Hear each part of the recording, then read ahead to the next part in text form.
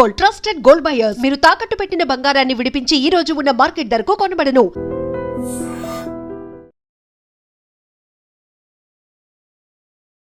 నమస్కారం, welcome to I dream. ధర్మ మార్గం విత్ విజిత కార్యక్రమానికి స్వాగతం.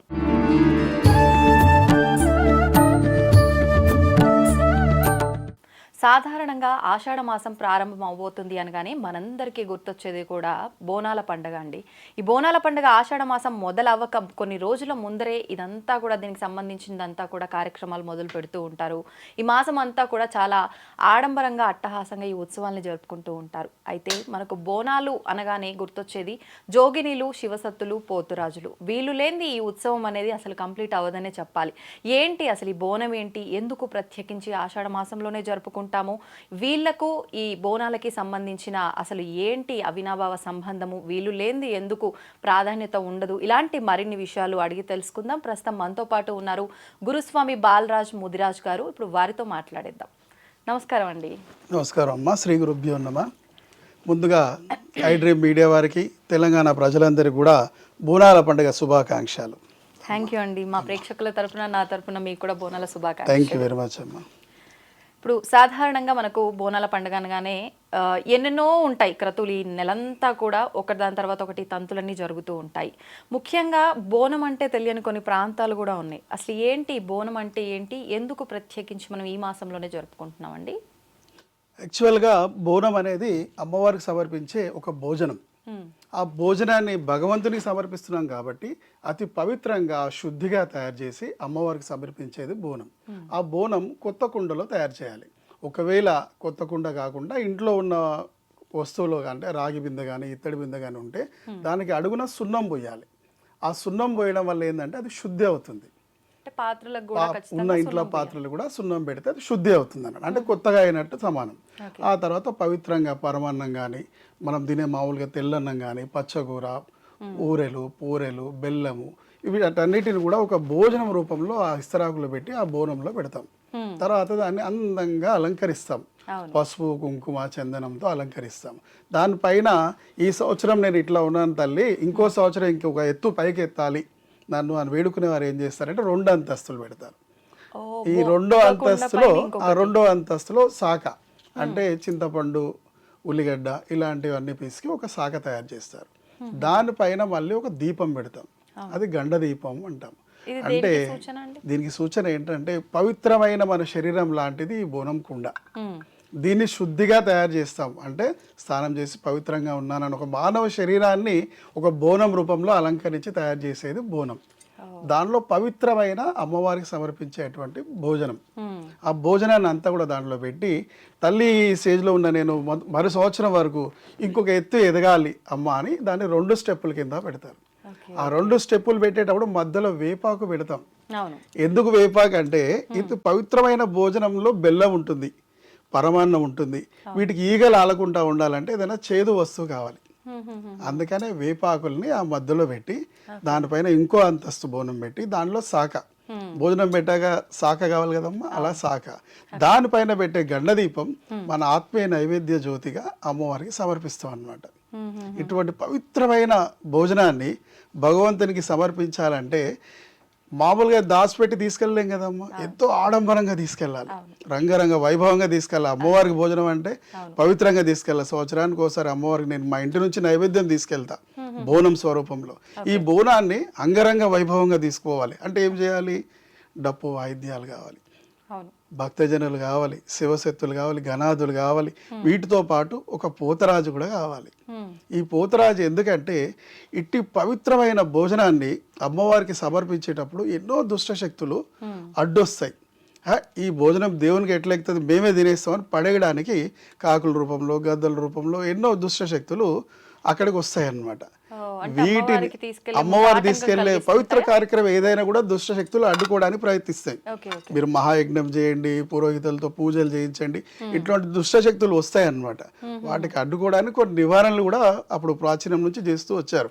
అట్లా ఈ పోతరాజు ఏంటంటే తన రూపంలో గంభీర రూపం అంటే చూడగానే ముంగట వాళ్ళు దర్శకునేలా పెద్ద పెద్ద మీసాలు పెట్టి, జుంపాలు పెట్టి, పసుపు అలంకారంతో తయారయ్యి మువ్వ గజ్జలు అంటారు కింద కట్టేటి, పిక్క గజ్జలు అంటారు తొడల కట్టేటి, నడుము గజ్జలు అంటారు నడుము కట్టేటి, ఈరగోలలు 2 పసుపుతో తయారు చేసిన ఈరగోలలు, ఇవన్నీ వేసుకొని అలంకరించుకొని ఈ అమ్మవారికి నైవేద్యం వెళ్ళేటప్పుడు రక్షగా తిరుగుతూ ఆడుతూ వెళ్తూ ఉంటాడు అనమాట. అంటే ఇంకా అంత పరిస్థితులని బోనం చుట్టూ తిరుగుకుంటా, ఎవరు రాకుండా ఎవరు అడ్డుకోకుండా, ఆ బోనంకి ఏం కాకుండా డిస్టర్బెన్స్ కాకుండా ఈయన రక్షక భటుల్లా తిరుగుకుంటూ నిత్యం చేసుకుంటూ వెళ్తాడు. అది పోతరాజు.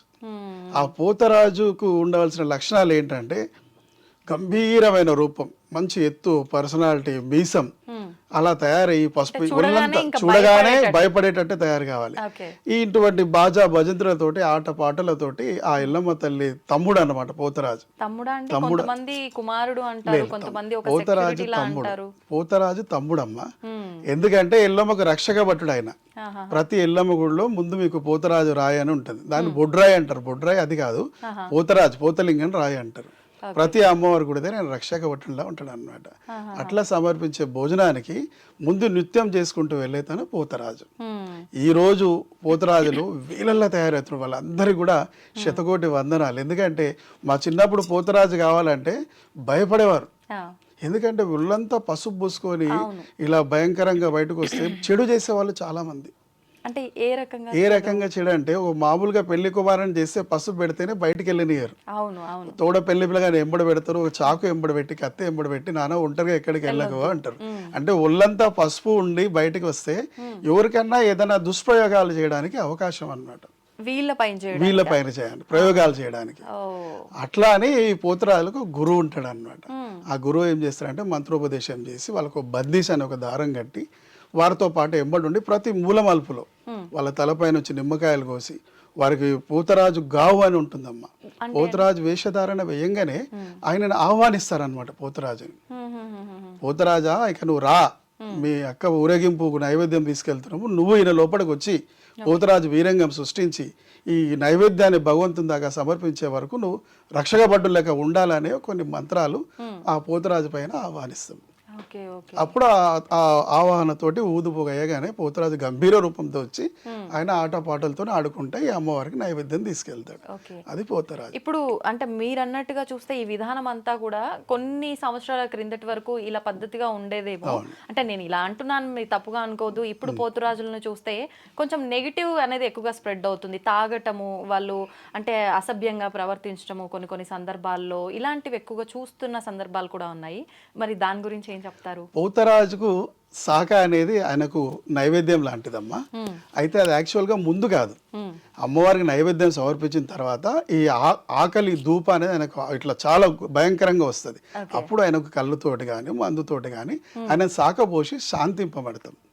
కానీ ముందు దాగే ఆడేది కాదు పోతరాజు. కాకపోతే ఇంతకు ముందు ఉన్న పవిత్రంగా చేసేవాళ్ళు చాలా తక్కువ అయ్యారు. ఇప్పుడు ఏంటంటే పోతరాజు అనేది ఒక ఫ్యాషన్ లా అయింది. ఫ్యాషన్లో అయింది కాబట్టి వాళ్ళు కొంతమంది తెలిసి కొంతమంది తెలియక ముందు దాగి ఆడడం. ఎందుకంటే ఎక్కువ దూరం ఆడాలి, ఎక్కువసేపు ఆడాలి, తాగుకుంటే నేను ఆడలేను అన్నట్టుగా. కానీ యాక్చువల్గా అట్లా రూల్స్ ఏం లేదు తాగి ఆడాలని. యాక్చువల్గా పాలు తాగి పండ్లు తిని పోతరాజు వేసిన తర్వాత అమ్మవారి నైవేద్యం సమర్పించిన తర్వాత అమ్మవారు ఎట్లా భుజిస్తారో అప్పుడు ఈయనకు నైవేద్యం పెడతాం అన్నమాట. అంటే కంప్లీట్ గా ఫాస్టింగ్ లో అది నిజమైన నియమం, ఫాస్టింగ్ తో చేయాలి. ఓకే. అంటే ఈ ఒక్క రోజు ఈ రోజు బోనం సమర్పిస్తున్నారు, ఈ రోజు బోనం ముందు రోజు నుంచి ఏమైనా నియమాలు పాటించాలి? ఏ రోజు పోతరాజు వేషం కడతాడో ఆ రోజు ఉపవాసం ఉండి పాలు పండ్లతో వేషం వేసి అమ్మవారి నైవేద్యం సమర్పించిన తర్వాత తన యథావిధిగా శాఖ తీసుకోవచ్చు, భోజనం చేయొచ్చు.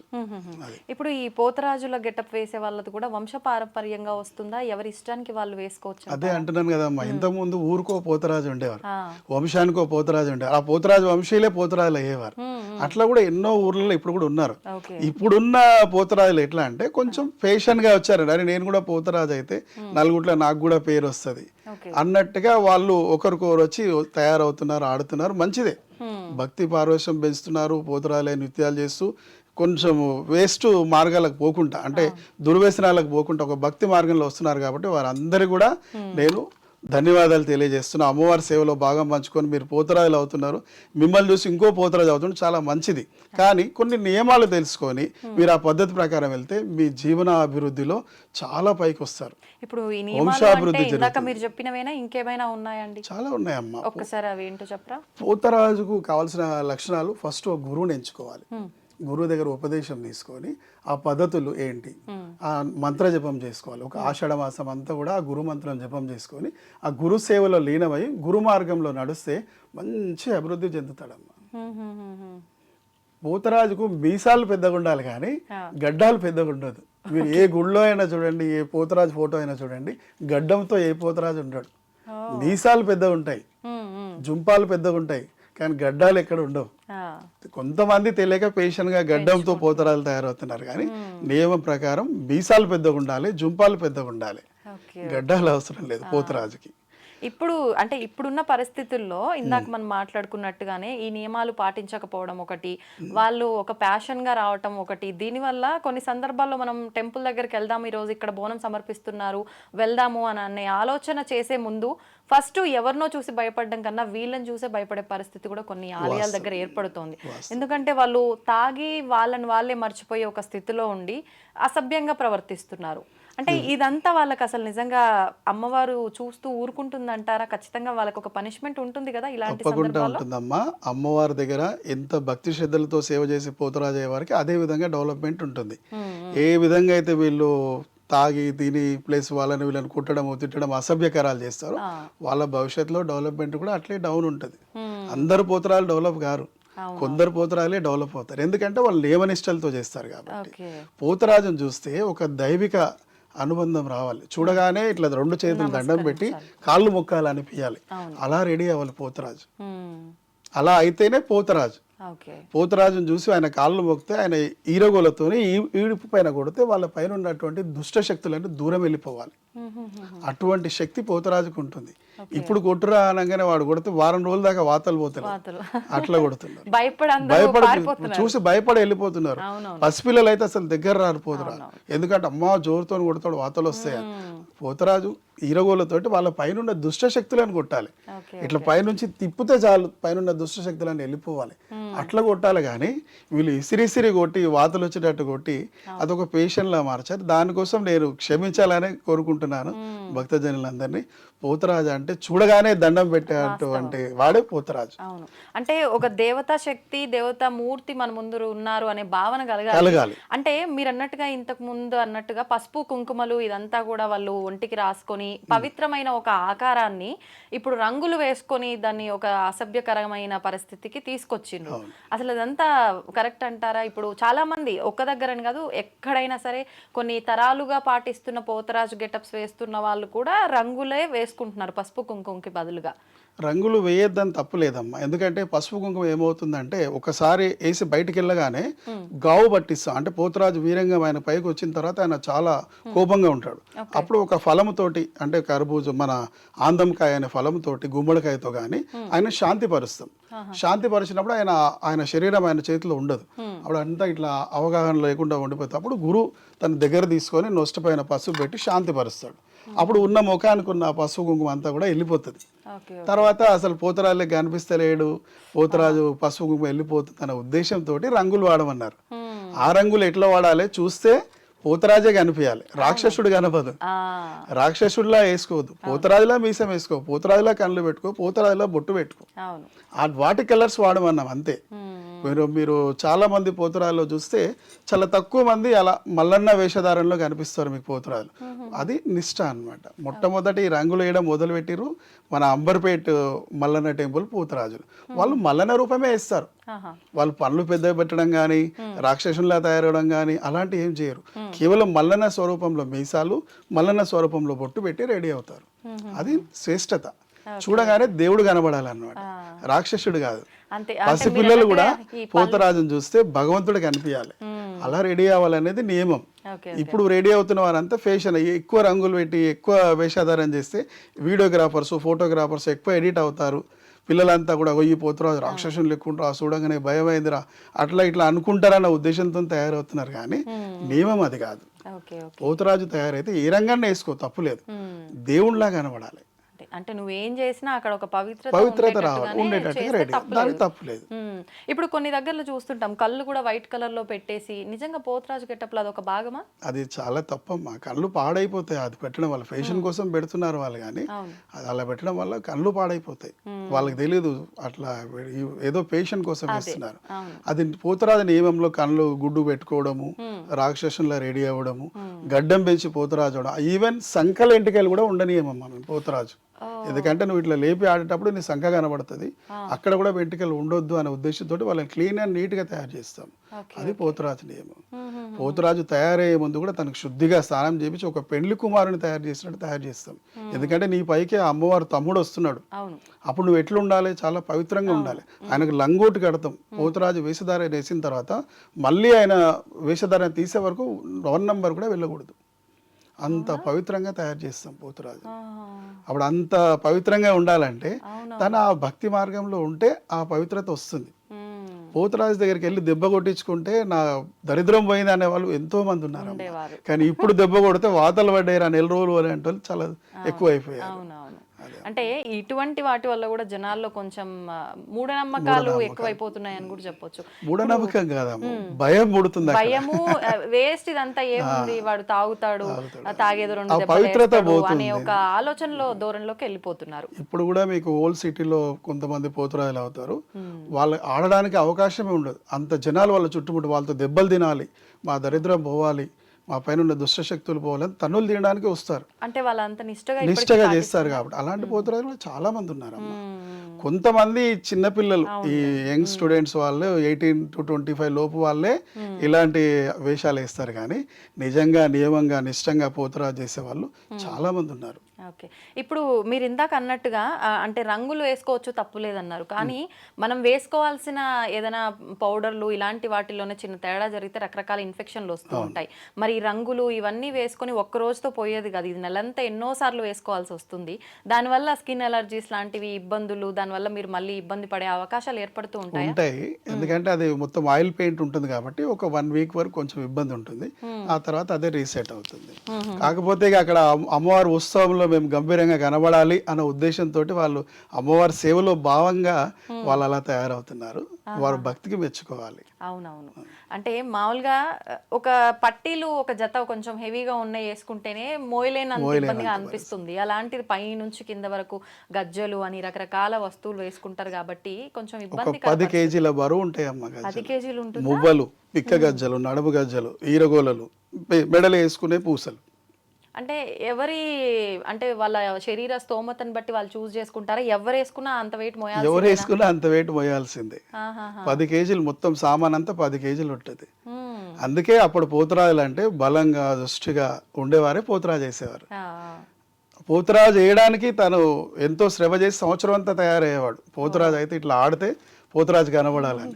ఇప్పుడు గంభీరత లేదు, పిల్లలు అందరూ తయారవుతున్నారు, చాలా భక్తి పెంచుతున్నారు కాబట్టి మేము వాళ్ళందరూ ప్రోత్సహిస్తాము, వాళ్ళ ఓపికకి మెచ్చుకుంటాం. కానీ వారందరికీ ఇచ్చే సూచన ఏంటంటే వేషం వేయండి, రంగులు వేయండి, కాకపోతే చూస్తే దైవత్వం కనబడేలా రెడీ అవ్వండి. ఈరగోలతో కొట్టండి, కాకపోతే వారి పైన ఉన్న దరిద్రం పోయేలా కొట్టండి, వాతలు వచ్చేటట్టు కొట్టకండి. తాగండి, ఎప్పుడు తాగాలి? అమ్మవారికి నైవేద్యం సమర్పించిన తర్వాత తాగండి. ముందు మాత్రం మీరు ఒక్క పొద్దుతో పండ్లు ఫలాలతో పాలు తాగి వేషం వేయండి. మీ జీవనాభివృద్ధి కూడా ఎంతో మారుతుంది. ఈ సంవత్సరం నేను చెప్పినట్టు పోతురాజు చేయండి, మళ్ళీ సంవత్సరం వరకు మీ జీవితంలో అభివృద్ధి చెందుతుంది. మీకు దైవశక్తి వస్తుంది, మీరు నోటితో చెప్పిన వారికి మంచి జరుగుతుంది. అలాంటి ఎన్నో సత్కార్యాలు జరుగుతాయి. భక్తి శ్రద్ధలతో చేయాలి. ఇప్పుడు అంటే ఏ వృత్తిలో ఉన్న వాళ్ళకైనా ఆ వృత్తి ద్వారా ఎంతో కొంత ఇన్కమ్ అనేది వస్తుంది. ఇప్పుడు ఈ పోతురాజుల విషయానికి వస్తే ఏమైనా కమిటీ ఉంటుందా, వాళ్ళకి ఏమైనా ఆదాయం వచ్చే సోర్స్ ఉంటుందా, లేకపోతే అసలు ఈ విధానం అంతా ఎలా ఉంటుంది? యాక్చువల్గా పోతురాజులది అసోసియేషన్ ఉంది మేడం, కాకపోతే ఎక్కడ ఆ అసోసియేషన్ని అందరూ పాటించట్లేదు. ఎందుకంటే ఏ వీధికి ఆ వీధి పోతురాజు గురువు ఉంటాడు, ఆయన శిష్య బృందం ఉంటుంది, ఆ సిస్టమ్ ప్రకారంగా వాళ్ళు నడుస్తున్నారు. యాక్చువల్గా పూర్వకాలంలో పోతురాజులు అంటే ఒక వంశీయులు వేసేవారు, చాకలి వాళ్ళు, అట్లా కొన్ని కులస్తులు, కొన్ని ఏరియాలో ముదిరాజులు, కొన్ని ఏరియాల్లో బెస్తవాళ్ళు, అట్లా వాళ్ళు వేసేవారు పోతురాజు. ఇప్పుడు ప్రతి కులస్తులు పోతురాజులు అవుతున్నారు. అవును. ఇక వారికి భగవంతుడు అనుగ్రహం కలగాలనే కోరుకుంటాం, కానీ నియమ నిష్టలతో చేసుకుంటే మీ జీవితంలో అభివృద్ధి చెందుతుందని నేను పోతురాలకు తెలియజేస్తున్నాను. Okay okay. అంటే ఎంతసేపు ఉన్నా మనం పాటించాల్సింది ఒకటి, మనం చాలా భక్తితో నిష్ఠతో ఏం చేసినా కూడా చేస్తే బాగుంటుంది. అంతేగాని ఇదంతా పోతురాజు వేసేవాళ్ళు పోతురాజులే వేయాలి, వేరే వ్యాపారాలు చేయొద్దని ఏమి లేదమ్మా. మీ జీవితంలో మీరు చేసుకునే వృత్తులన్నీ కూడా చేసుకోవచ్చు, మీ కులధర్మాలు అన్నీ చేసుకోవచ్చు. అమ్మవారికి వేషం వేస్తే మాత్రం ఒక నియమ నిష్టలతో వేసి భక్తి ప్రాధాన్యతని పెంచండి. ఓకే. ఇప్పుడు మీరు కూడా ఇంతకు ముందర పోతురాజు గెటప్స్ వేస్తున్నారని విన్నాను. అంటే ఎన్ని సంవత్సరాల క్రిందట, మీరు ఏ వయసులో వేసుకోవడం స్టార్ట్ చేశారు? 17 ఏళ్ల వయసులో నేను పోతురాజు అమ్మ. 17 సంవత్సరాల వయసులో నేను సీతారాంబాగ్ ఏరియాలో పుట్టి పెరిగింది.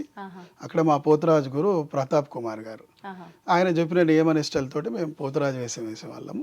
అలా అంచెలుగా నా శిష్యులు అలా 20 సంవత్సరాల నుంచి నేను పలహారం బండి తీస్తాను రాజేంద్ర నగర్లో. నేను పుట్టి పెరిగింది మల్లేపల్లిలో సీతారాంబాగ్. అక్కడ బోనాల పండుగ చాలా గ్రాండ్గా జరిగేది. నేను రాజేంద్ర నగర్ వెళ్ళిన తర్వాత అక్కడ ఈ పలహారం బండి పోతురాజులు అవన్నీ తెలియదు. మామూలుగా బోనాలు చేసుకునేవారు, తొట్టెలెక్కించేవారు, పండుగ చేసేవారు. ఇక్కడ కూడా మనం బోనాలు హైదరాబాద్లో సిద్రీలా చేయాలి అన్న ఉద్దేశంతో మొదలుపెట్టిన ఈ రోజుకి 21 సంవత్సరం. ఈ నెల 22వ తారీఖున హైదరాబాద్ బోనాలు అయిన తర్వాత మంగళవారం మా ఇంటి నుంచి పలహారం బండి ఊరేగింపు జరుగుతుంది. అంటే మొత్తం బోనాలు కంప్లీట్ అయిపోయిన తర్వాత హైదరాబాద్, ఎందుకంటే నేను హైదరాబాద్ బోనాలకు వస్తాను. నేను సిటీలోనే ఉంటాను. ఆదివారం సోమవారం, మంగళవారం నా దగ్గరికి సిటీ నుంచి నా స్నేహితులందరూ వస్తారు. అలా 21 సంవత్సరం నుంచి చేస్తున్నాను. ఇప్పుడు మీరు వేయటం మానేసి గురుస్వామిగా ఉండే ఎన్ని సంవత్సరాలు అవుతుంది? 10 ఇయర్స్ అవుతుంది. అంటే దీంట్లో కూడా ఇప్పుడు అంటే అయ్యప్ప స్వాముల్లో అయితే గురుస్వామి అని ఇన్నిసార్లు చేస్తే ఇలా అని చెప్పి లెక్కలు ఉంటుంటాయి. అలా ఏమైనా ఉంటుందా దీంట్లో కూడా? దీంట్లో అలాంటి నియమం ఏం లేదమ్మా. నేను అయ్యప్ప స్వామిలో కూడా 35 సంవత్సరాల నుంచి మాలేస్తాను. అయ్యప్ప గురుస్వామి ఒక 200 మంది శిష్య బృందం నాది. అయ్యప్పలది ఆధ్యాత్మిక చింతనలు అన్నింటిలో వాళ్ళకి మంచి మార్గాలు చెప్తూ జీవితాన్ని సాగిస్తున్నాను. పోతురాజు ఒకసారి వేస్తే ఇన్నిసార్లు వేయాలి, ఫస్ట్ ఇది, సెకండ్ ఇది, కన్యాస్వామి, కత్తిస్వామి అలాంటి ఏం నియమం లేదు. నీకు ఒకసారి వేయబుద్ది, ఒకసారి నీకు మంచిగా అనిపిస్తే మళ్ళీ తనకు మంచిగా అవుతుంది, మంచిగా అనిపిస్తుంది కాబట్టి ప్రతి ఏడాది కూడా తను వేస్తూ పోతాడు. కొన్ని గుళ్ళల్లో పర్మనెంట్ గా తను వేస్తాడు అన్న ఒక ఆర్డర్ ఉంటుంది. అలా ప్రతి సంవత్సరం ఆ గుడికి తను పోతురాజుగా ఉంటాడు. ఎందుకని ఆర్డర్ అంటే ఎవరి ద్వారా వస్తుంది? ఇప్పుడు మా ఏరియాలో నేను గుడి కట్టాను, ఆ గుడికి పూజారిని ఒకరిని ఎంచుకున్నాను, పోతురాజుగా ఒకరిని ఎంచుకున్నాను. ఎవ్రీ ఇయర్ మా ఇష్టంగా అలా తను ఉంటాడు. ఎవ్రీ ఇయర్ తను అక్కడ పోతురాజుగా వస్తాడు. తన తర్వాత తన శిష్యులు కానీ తన వంశీయులు కానీ అట్లా పరంపర జరుగుతూ వస్తుంది. ఓకే. ఇప్పుడు ఒక్కరే ఉండరు, మామూలుగా బోనాల ముందర పోతురాజు వెళ్తున్నారంటే ఒక 4-5 కనిపిస్తూ ఉంటారు. అంటే మెయిన్ ఒకరుండి మిగతా వాళ్ళు ఎంతమంది అయినా వాళ్ళ ఇష్ట ప్రకారంగా ఉండొచ్చా? లేదమ్మా, 100 మంది పోతురాజులు వేసినా ఒకే నియమంతో పోవాలి. 100 మంది పోతురాజులు లేదు యాక్చువల్గా రూల్స్. ఒకరు ఇద్దరే పోతురాజులు, జోడి అంటే ఇద్దరు ఉంటే జత అన్నట్టుగా ఇద్దరు ఉండాలి. కాకపోతే ఇప్పుడు వారు 10 మంది పోతురాలు వేయించిరా, నేను 20 వేపిస్తాను, నేను 50 వేపిస్తాను, నేను 100 వేపిస్తాను, పోటా పోటీనా వేస్తున్నారు. కానీ చాలా సంతోషం, వేయండి, చాలా మంచిది. కానీ ఒక భక్తి మార్గంతో ఆ కార్యక్రమాన్ని జయప్రదం చేస్తే మీకు మంచి జరుగుతుంది, ఆ పోతురాజుని తీయించిన ఆ ఇంటి వాళ్ళు కూడా మంచి జరుగుతుంది. ఓకే. ఇప్పుడు మీరు అంటే మీకు 17 సంవత్సరాలు ఉన్నప్పుడు మీరు ప్రారంభం చేశారన్నారు. వయసు ఏమన్నా చూసుకోవాలా దీనికి? ఏం అవసరం లేదా? నేను 17 సంవత్సరాల వయసులో పోతురాజు కావడానికి కారణం ఏంటంటే, నేను ఒక బలమైన పైల్వాన్ని పోతురాజుని మా ఏరియాలో వేపిస్తానని ఒప్పుకున్నాను. తన ఆ సమయానికి రాలేదు. ఇక అక్కడ పోతురాజు లేడు. మా గురువు గారు ఏమంటారంటే, స్వామి ఓ పోతురాజుని మీరు తీసుకొస్తున్నారు, ఆయన రాలేరు, మరి ఇప్పుడు ఎట్లా మన గుడికి పోతురాజు కావాలంటే, ఎట్లా స్వామి అంటే నువ్వేగా అని చెప్పి నన్ను తయారు చేశాడు అన్నమాట. అలా నా పోతురాజు ప్రస్తావన మొదలైంది. అంటే అప్పటికే మీరు గురువు దగ్గర నుంచి గురువు దగ్గర ఉన్నాను, మంత్రం తీసుకోవడం అన్ని జరిగినాయా? మా గురువు లైన్ లోనే ఉన్నాను కాబట్టి నేను వేరే వాళ్ళకి నేను రికమెండ్ చేశాను. ఆ సమయానికి తను రాలేని వల్ల మా గురువు గారు ఏం చేశారంటే, నువ్వే పోతురాజుగా, అట్లా నా పోతురాజు ప్రస్తావన మొదలైంది. భక్తి శ్రద్ధలతో చేసుకున్నానమ్మా. అందుకే ఈరోజు మంచి ఒక స్టేజ్లో ఉన్నాను మా గురువుల ఆశీస్సుల వల్ల. నాది గౌతమ్ ఎంటర్ప్రైజెస్ అనే కంపెనీకి నేను ఎండీని. ఒక 30 నుంచి 40 మంది నా దగ్గర స్టాఫ్ పనిచేస్తారు. ఇండియా లెవెల్లో మేము వర్క్స్ చేస్తాం. మా వృత్తి టైం వృత్తి చేసుకుంటాము. ఆషాఢ మాసం మాత్రం ప్రతి నెల ఇలా ఈ మీసాలు పెట్టి ఒక నెల అంతా కూడా అమ్మవారి సేవకై అంకితం చేస్తాను. ప్రతి ఆదివారం ఒక్కో చోట మా కార్యక్రమం ఉంటుంది. అలా అన్ని ఆదివారాలు చేసుకుంటూ లాస్ట్ మంగళవారం మా ఇంట్లో పలహారం బండి తీసి తర్వాత మీసాలు తీసి రెగ్యులర్ వ్యాపారం చేసుకుంటాను. ఏంటండి పలహారం బండి అంటే? విన్నాము, అసలు ఏంటి పలహారం బండి అంటే? ఏంటమ్మా అంటే, అమ్మవారికి చేసే ఒక రథోత్సవం. ప్రతి ఒక్క భక్తుడు కూడా గుడికి వెళ్ళి దర్శిస్తాడు అమ్మవారిని. తల్లి స్వరూపంలో ప్రతి ఒక్కరు కూడా గుడికి వెళ్ళి దర్శిస్తారు. కానీ అమ్మవారు గ్రామదేవత, ఆమె తల్లి స్వభావం. అరే ఏడాదంతా కూడా నా దగ్గరికి వస్తారు కదా, ఒకసారి మిమ్మల్ని అందరినీ నేను పలకరిస్తా అని ఇంటింటికి పోయి అందరూ మంచి చెడులు అరుచుకునే ఉత్సవమే ఈ పలహారం బండి ఊరేగింపు కార్యక్రమం. ప్రతి ఇంటి దగ్గరికి రథం వెళ్ళగానే సాక పెట్టి, అమ్మ మా ఇంటికి వచ్చావా తల్లి, మమ్మల్ని చల్లగా చూడని సాక పోసి అమ్మవారికి సాగనంపుతారు అన్నమాట. అంటే ఆ రథంలో అమ్మవారి ఉత్సవ మూర్తులు ఉంటారు. ప్రతి దేవాలయానికి ఒక ఉత్సవ విగ్రహం ఉంటుంది. ఆ ఉత్సవ విగ్రహం తోటి ఈ పలహారం బండి ఊరేగింపు చేస్తారు. అలా ప్రతి దేవాలయానికి ఒక ఉత్సవ రథం ఉంటుంది అన్నమాట. నేను ఇంట్లో నిలుపుకున్నాను అమ్మవారిని, ఉత్సవ విగ్రహాన్ని నిలుపుకున్నాను. ఆ ఉత్సవ విగ్రహానికి కళ్యాణం చేసి ప్రతి సంవత్సరం కూడా అట్లా ఊరేగింపు చేస్తాను. అది పలహారం బండి ఊరేగింపు. ఇప్పుడు మీ ఇంట్లో ఉన్నది ఏ అమ్మవారు? గోల్కొండ జగదాంబ అమ్మవారు. జగదాంబ అమ్మవారు అంటే అలా ఇంట్లో నిలుపుకోవచ్చు అంటారా? మా ఇంట్లో మా మిస్సెస్కి అమ్మవారు వస్తారు, అట్లా ఆమెకు పీఠం కూర్చోబెట్టాలి. అట్లా పూజా మందిరాలుగా తయారు చేసి పీఠం వేసి కూర్చోబెట్టుకున్నాం అన్నమాట. Okay okay. అంటే మామూలు వాళ్ళైతే నిలుపుకోవడం అది అందరికీ సాధ్యం కాదు. దేవుడు వచ్చే వాళ్ళు ఎవరైనా కూడా ఇంట్లో పీఠం నిలుపుకుంటారు. ఆ పీఠంలో ఉత్సవ విగ్రహాలు పెట్టుకొని ఘటాల రూపంలో కూడా వాళ్ళు ఊరేగింపు చేస్తారు. ఓకే.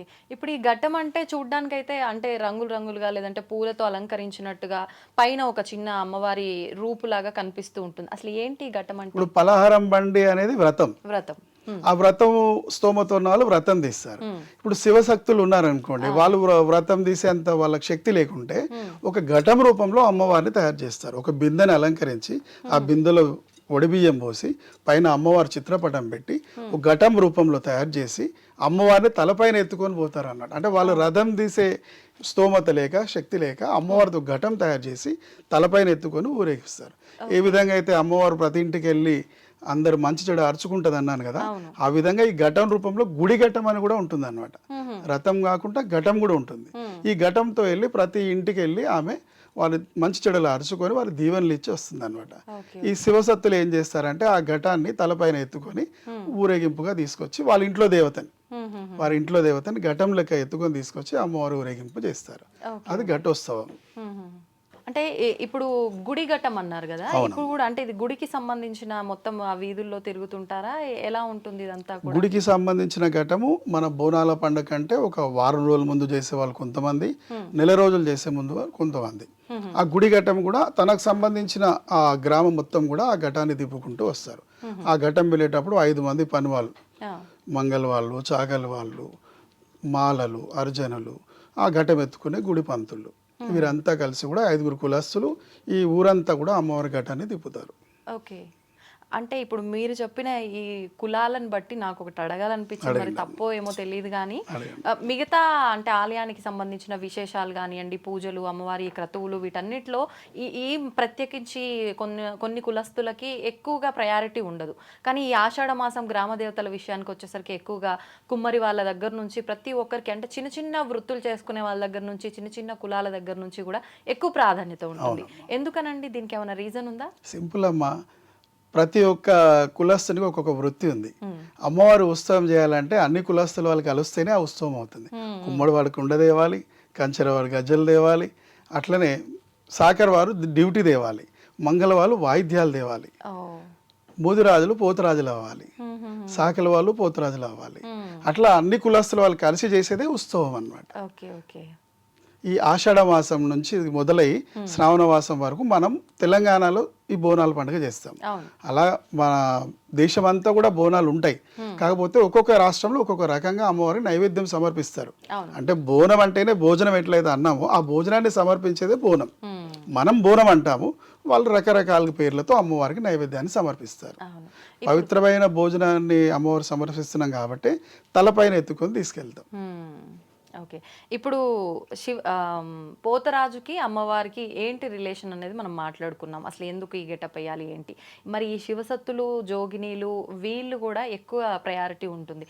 జోగిని ఖచ్చితంగా మొదటి బోనం తనే తీసుకెళ్లాలని చెప్పి కొన్ని ప్రాంతాల్లో ఇవన్నీ కూడా వింటూ ఉంటాము. వాళ్ళు ముందర బోనం ఎత్తుకొని నాట్యం చేస్తూ వెళ్తుంటేనే వెనకాల మిగతా వాళ్ళంతా రావటము, ఇలాంటివి చాలా చూస్తూ ఉంటాం. వీళ్ళకు ఈ బోనాలకి ఉన్న సంబంధం ఏంటంటే, వాస్తవంగా చెప్పాలంటే మొదటి బోనం జోగిని ఎత్తేయాలని ఎక్కడా శాస్త్రం లేదు. ఫస్ట్ బోనం వాళ్ళు కుమ్మరి వాళ్ళు, సాకల వాళ్ళు ఎక్కిస్తారు. దాన్ని మైల బోనం అంటారు. వాళ్ళు ఎక్కించిన తర్వాతనే అన్ని కులస్తుల వాళ్ళు ఎక్కిస్తారు, అంటే అది వాళ్ళ ఇంటి నుంచి వండుకొని వస్తారా? వాళ్ళ ఇంటి నుంచే. ఇప్పుడు కొన్నిసార్లు ఊరంతా తిరిగి వాళ్ళు అన్ని ఇళ్లలోంచి బియ్యం తీసుకొచ్చి వండుతారంటారు, అది ఆ సాంప్రదాయం కూడా అది ఉందా? వేరే అమ్మ. ఇప్పుడు కుటుంబంలో 4 పిల్లలు ఉంటారు, నాన్నని భోజనాన్ని పిలుస్తారు, అమ్మని భోజనాన్ని పిలుస్తారు. ఒక్కో కొడుకు ఒక్కో రోజు పిలిస్తే ఒక్కో ఇంట్లో ఒక్కో రోజు భోజనం చేస్తారు. అదే అందరు కలిసి ఒక రోజు భోజనం పెడుతున్నాం డాడీ మమ్మీ అంటే ఎంత ఆనందపడతారు. అవునవును. అలా ఆ తల్లిదండ్రుల స్వభావం భగవంతుంది కాబట్టి ఇంటింటి నుంచి ఇంత బియ్యం తెచ్చి బోనం చేసి అన్నదానం చేస్తున్నాం అంటే అక్కడ భగవంతుడు ప్రసన్నంగా ఉంటాడు. జోగినీలు బోనం అమ్మవారికి ఇష్టం. ఎందుకు ఇష్టం అంటే వాళ్ళు తన జీవితాన్ని అమ్మవారికి సమర్పించారు.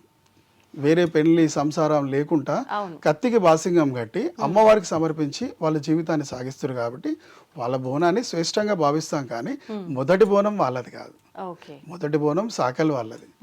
సాకల్ వాళ్ళ బోనంతో మైల బోనం అంటాం, ఆ నజర్ బోనం అంటాం. దాని తర్వాత ఎవరు బోనాలన్నా అమ్మవారికి ఎక్కియొచ్చు. అంటే ఇప్పుడు మనకు ఆషాఢ మాస ప్రారంభంలో మొదటగా వీళ్ళు బోనం సమర్పిస్తారు, సాకల్ వారి బోనమే మొదటి బోనం, తర్వాత అందరు బోనాలు. Okay okay. జోగినీలు వాళ్ళు జీవితం అంతా కూడా అమ్మవారికి సమర్పించారు కాబట్టి వాళ్ళ బోనానికి ఒక పవిత్రత ఉంటుంది. జోగిని అంటే అమ్మ ఆ భగవంతుల్లో లీనమైపోయి ఇంకా భగవంతుని కత్తికి బాసింగం కట్టి ఆమె సేవాభావంతో ఎక్కడ పూజలైనా ఏ గుడికైనా ఆమె సేవాభావంతో చేసేవాళ్ళు నిజమైన జోగినీలు. ఇప్పుడు ఈ శివసత్తులు ఎవరండి? శివసత్తులు. అమ్మవారి ఆవాహన ఎవరికైతే పైకి వస్తుందో వాళ్ళు శివశక్తులు. అంటే పూనకం వస్తుంది, పూనకం వచ్చే వాళ్ళే శివశక్తులు. శివుని శక్తి వాళ్ళ పైన ఆహ్వానిస్తుంది కాబట్టి వాళ్ళు శివశక్తులు అని అంటారు. వీళ్ళు వివాహ జీవితంలో ఉండొచ్చు, వాళ్ళు సాంసారిక జీవితాన్ని అంత చేసుకుంటూ కూడా ఈ శివసత్తి కార్యక్రమాలు నిర్వహించవచ్చు. అంటే ఇది వ్యత్యాసం వీళ్ళలో. కానీ వీళ్ళందరి పాత్ర ఖచ్చితంగా అయితే ఈ గ్రామ దేవతల్లో ముఖ్యంగా ఏంటంటే అమ్మ జోగినీలది వ్యవస్థ ఎట్లా అంటే వాళ్ళు పుట్టుకతో కొంతమంది నపుంసకంగా పుడతారనమాట. వాళ్ళ పుట్టుకతోనే వాళ్ళకు స్త్రీ లక్షణాలు ఉంటాయి, మగవారు ఉన్నా కూడా. అలాంటి వాళ్ళు మాత్రమే ఇక నేను అమ్మవారికి నా జీవితం అంకితం, నేను మగవాళ్ళ సంసారం చేయలేను కాబట్టి నా జీవితాన్ని అమ్మవారికి అంకితం ఇస్తున్నా అని జోగినీలు అయ్యే వాళ్ళు కొంతమంది. ఇప్పుడు ఉన్న ఫ్యాషన్లో మంచి మగవాడు కూడా ఆపరేషన్ చేసుకొని ఆడవారిని అయి తిరుగుతున్నాడు. వాళ్ళని మనం జోగినీలని అనలేము, కాకపోతే వాళ్ళు ఆ పద్ధతిని నచ్చి ఆ మార్గంలో వస్తున్నారు కాబట్టి వాళ్ళ ఇష్టం. ప్రతి ఒక్కరు కూడా స్వేచ్ఛ ఉంది మన దగ్గర, ఎట్లన్నా బతకొచ్చు. అలా బతకాలని కోరుకొని వాళ్ళు అలా వస్తున్నారు కాబట్టి వాళ్ళకి ఎవరు మనం అడ్డుపడలేము. వాళ్ళ నియమం వాళ్ళ ప్రకారంగా వాళ్ళు వాళ్ళ పద్ధతిలో దానికి కూడా చాలా నియమాలు ఉన్నాయి, ఆ నియమం ప్రకారం వాళ్ళు రెడీ అవుతారు. వాళ్ళు కొంచెం సంస్కృతిగా వాళ్ళు పిలువబడతారు. ఓకే. ఇప్పుడు మీరు అన్నట్టుగా అంటే జోగిని బోనం అమ్మవారికి ఇష్టము అని అన్నారు. అంటే పుట్టుకతోట అలా ఉన్న వాళ్ళ విషయం అయితే ఓకే, మరి ఇలా మధ్యలో మారిన వాళ్ళు జోగిని కింద వర్తిస్తారా? ఆ బోనం కూడా అమ్మవారి ఇష్టపడుతుందా? అది వాస్తవంగా చెప్పలేము, ఎందుకంటే ఇక ఇప్పుడు చూడ్డానికి అందంగా ఉంటే జోగిని ఈమె బోనం అంటే చాలా ఇష్టం అన్నట్టుగా పబ్లిసిటీ అవుతుంది, కానీ అందం కాదమ్మా ఆడ. ఆమె జీవితాన్ని త్యాగం చేస్తుంది. మగవాళ్ళలో ఎంతో మంది జోగినీలు ఉన్నారు, వాళ్ళ జీవితాన్ని త్యాగం చేసి అమ్మవారి కత్తికి బాసింగం కట్టుకొని వాళ్ళు పవిత్రత. అందంగా ఉన్నారని చెప్పి మీరే జోగిని అంటే మాత్రం అది పద్ధతి ఒక శ్రేష్టం కాదు అది.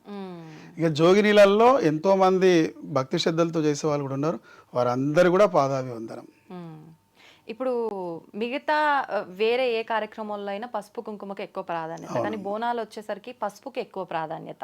ఎందుకని ప్రత్యేకించి పసుపుకి ఎక్కువ ప్రాధాన్యత? పసుపుకి ఎందుకు ప్రాధాన్యత ఇస్తారంటే బోనాలు అనేది మీకు వచ్చేది ఆషాఢ మాసం, అంటే వర్షాకాలం. ఈ వర్షాకాలంలో రకరకాల చెట్లు మొలుస్తాయి, వానలు బుడదల వల్ల క్రిమి కీటకాలు అన్నీ కూడా పిల్లలకు అనారోగ్యాల పాలు చేస్తూ ఉంటాయి. ఆడ ఈ పసుపు చల్లడం వల్ల యాంటీబయాటిక్ అనమాట. ఈ పసుపుతో అంతా కూడా శుద్ధి అయిపోయి అందరూ మంచిగా ఉండాలనే ఉద్దేశంతో పసుపు ఎక్కువ వాడతారు. ఓకే. ఇప్పుడు అంటే మనం ఇంత చేసేది అమ్మవారికి బోనం సమర్పించేది మనం ఖచ్చితంగా ఏదో ఒక కోరికతోటి, అంటే అమ్మవారికి భోజనం తీసుకెళ్తున్నాం అనే కాన్సెప్ట్ ఒకటైతే మా మనసులో ఈ కోరిక ఉంది, లేదు మేము ఇప్పుడు ఉన్న దానికన్నా ఇంకా వృద్ధిలోకి రావాలని ఒక ఆలోచనతోటే ప్రతి ఒక్కరం ఏం చేసినా కూడా.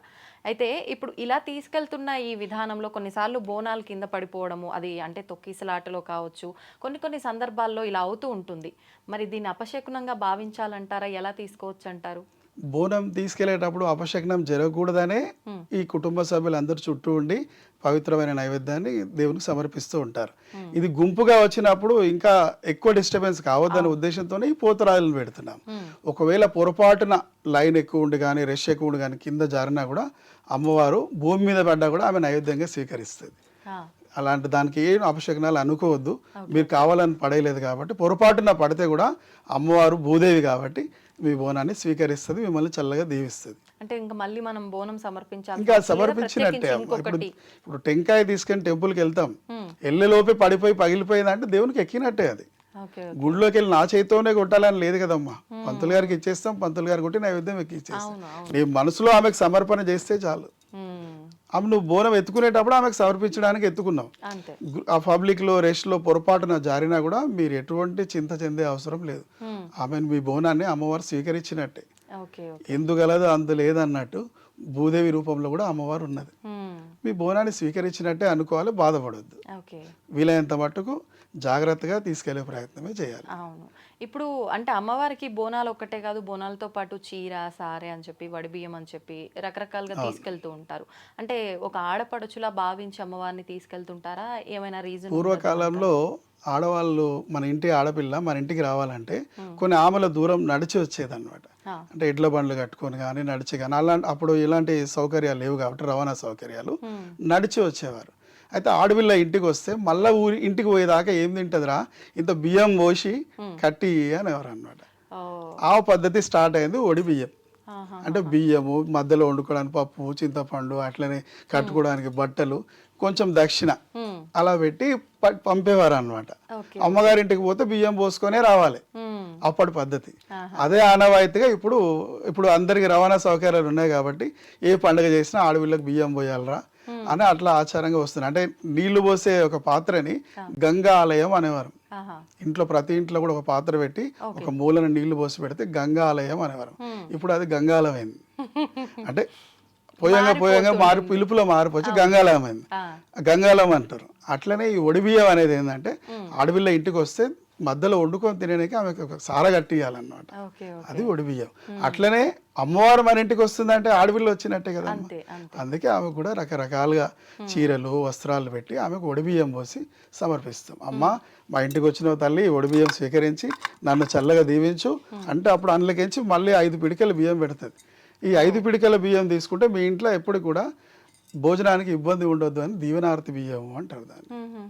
ఇప్పుడు అంటే సాధారణంగా మన తెలంగాణ ప్రాంతంలో ఎక్కువ ఈ బోనాల ఉత్సవం అనేది చాలా బాగా జరుపుకుంటారు. అంటే మిగతా ప్రాంతాల్లో అసలు బోనాల కాన్సెప్ట్ అనేది ఉందా లేదా అనేది కూడా ఒక క్వశ్చన్ మార్కే.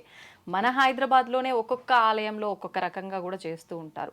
ప్రత్యేకించి అంటే గోల్కొండలో ఒక రకంగా అని ఇట్లా వారం వారం, అంటే అది ముందు నుంచి అలా ఉందా లేదంటే ఇప్పుడున్న పరిస్థితుల రీత్యా మనం అలా జరుపుకుంటున్నామా? యాక్చువల్గా మన తెలంగాణ రాష్ట్రం అంటే అప్పుడు అంతా నవాబులు వెళ్ళేవారు. నవాబులు వెళ్ళేవారు అంటే తెలంగాణ రాష్ట్రం అంతా కూడా రాజధాని హైదరాబాద్. హైదరాబాద్లో అప్పుడు నవాబు ఉండేది గోల్కొండ కోట. అది గొల్లల కోట. యాక్చువల్గా కాకతీయుల వంశీయులు నిర్మించింది.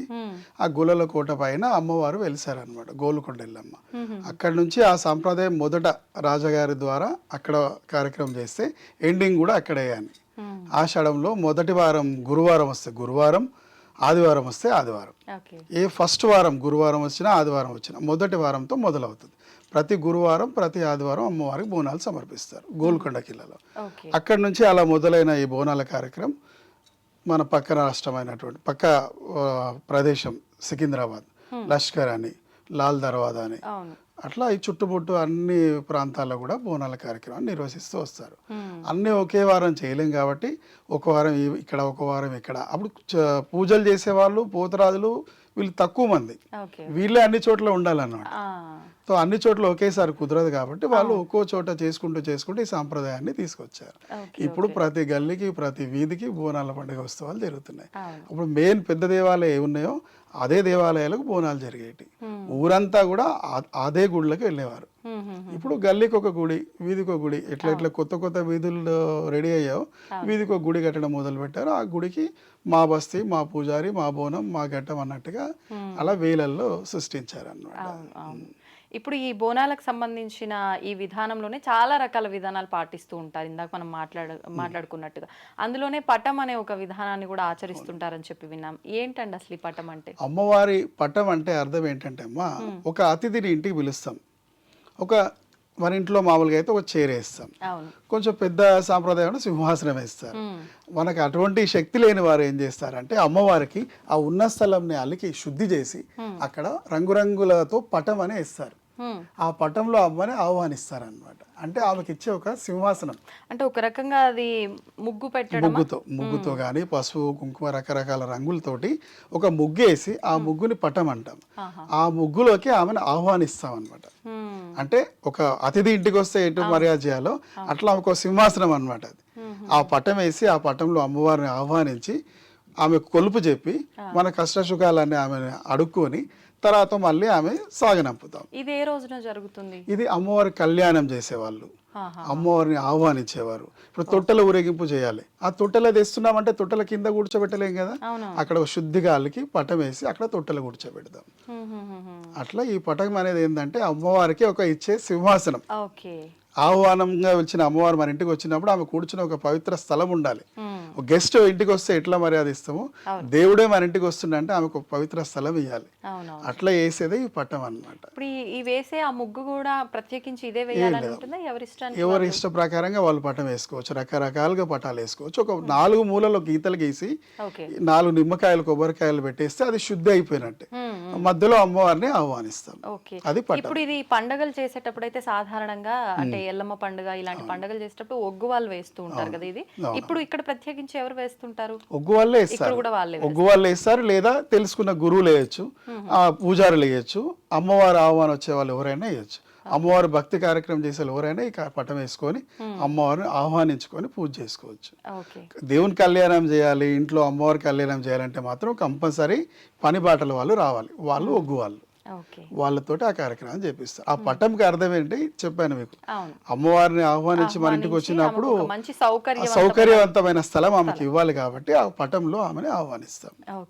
అది కూడా అంటే ఒక రెస్పెక్ట్ తో ఒక పాజిటివ్ వైబ్ ఉండే రకంగా క్రియేట్ చేయడం మన సంస్కృతి సాంప్రదాయాల ప్రకారంగానే అనుకోవచ్చు. అంతే అమ్మ. మామూలుగా ఏ పూజా విధానాలు చేసినా ఏ భగవంతుని ఆహ్వానించినా వారికి ఒక ముగ్గేసి దాంట్లో పిలుస్తాం. అదే విధంగా పటం అన్నమాట. పటాన్ని కూడా మన అనుకూలంగా రంగులతో వేసుకొని అందంగా తయారు చేసుకొని అమ్మ నీకు స్థలం కేటాయించాము, మీరు వచ్చి ఇక్కడ కూర్చోవాలి అని ఆహ్వానిస్తాం అన్నమాట. అది పవిత్రమైన పటోత్సవం. ఓకే అండి, సంతోషం అండి, మంచి విషయాలు తెలియజేశారు. ధన్యవాదాలు. ధన్యవాదాలు. అందరికీ మరొకసారి బోనాల పండుగ శుభాకాంక్షలు. థ్యాంక్ యూ అండి, థ్యాంక్ యూ. తవ్వండి, తవ్వుతూనే శివలింగం సరే దాన్ని అట్లా కప్పేసేయండి, చూపించదండి. కృష్ణ ఇస్ దేర్, మూర్తి పూజ కాదు, సాక్షాత్ బ్రజేంద్ర నందన భగవాన్ ఉన్నారు మూర్తిలో. ఏమీ ఆశించకుండా ఆరాధించే వాళ్ళు కూడా ఉన్నారా ప్రభుజీ? నిజమైన భక్తి అంటే మనకు తెలియదు కాబట్టి